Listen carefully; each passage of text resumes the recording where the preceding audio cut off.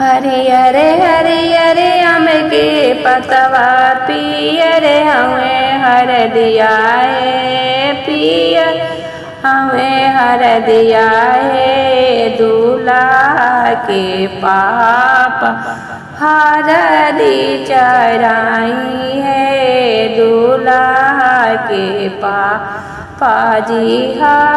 घर में से निकलली दूल्हा के आमाए दूल्हा के आमाए अपनी बहनिया प्रभु जी जमा के देती है अपनी बहनिया प्रभु जी जमा के देती है तब रौरा दूल्हा के हरदी चढ़ाएबे तब रौरा दूल्हा के हरदी चढ़ हरियर हरियर आम के पतवा हरियर हरियर आम के पतवा पियर हमें हरदिया है पियर हमें हरदिया है दूल्हा के चाचा हरदी चढ़ाई है दूल्हा के चाचा जी हरदी चढ़ा घर में से निकलली घर में से निकलली दूल्हा के चाची है दूल्हा के चाची है अपनी बहनिया प्रभु जी जमा के देती ए अपनी बहनिया प्रभु जी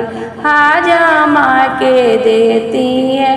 तब रौरा दूल्हा के हरदी चढ़ाएबे तब रौरा दूल्हा के हरदी चढ़ाएबे दूल्हा के जीजाजी हरदी चढ़ाई है दूल्हा के जीजाजी हरदी चढ़ाई है घर में से निकलली दूल्हा के दीदी घर में से निकलली दूल्हा के दीदी अपनी बहनिया प्रभु जी जमा के देती है अपनी बहनिया प्रभु जी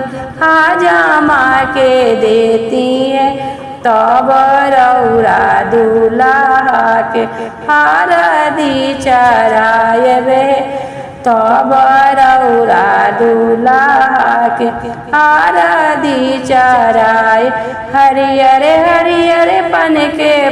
हरियर हरियर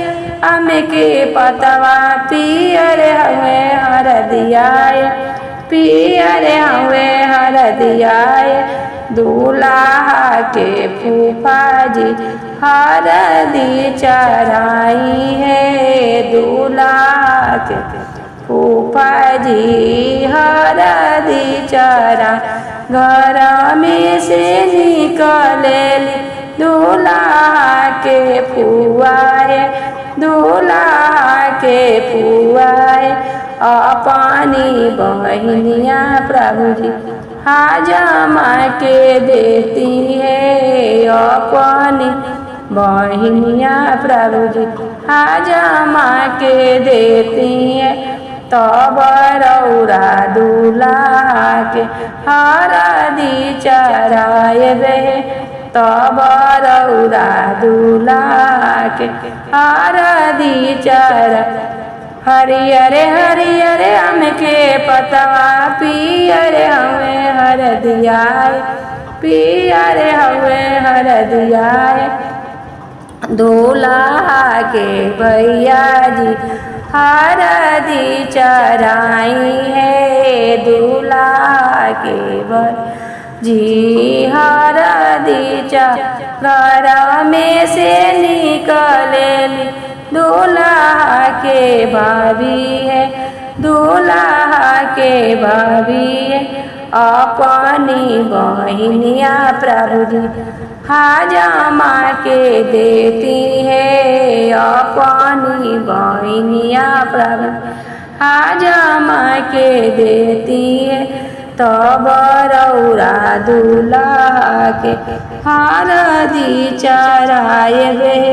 तब रौरा दूल्हा के हरदी चराएबे।